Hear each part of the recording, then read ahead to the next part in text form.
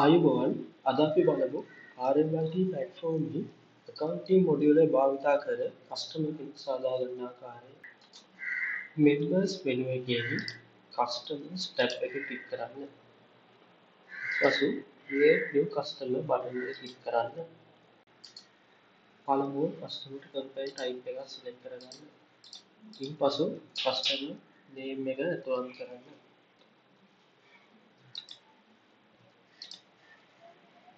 පසු email එක ඇතුළත් කරන්න.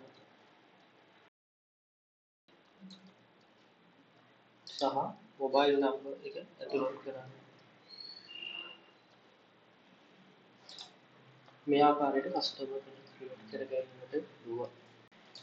දැන් customer ට අදාළව contact person කෙනෙක් create කරගන්න ඕනේ. contact person ගේ name ඇතුළත් කරන්න.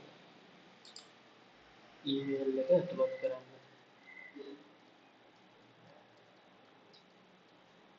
mobile number එක ඇතුළත් කරන්න.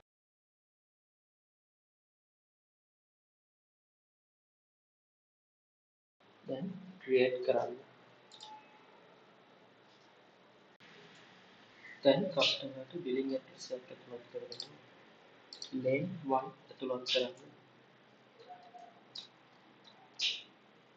name 2 ඇතුළත් කරන්න. city එක ඇතුළත් කරන්න. දැන් country එක ඇතුළත් කරන්න.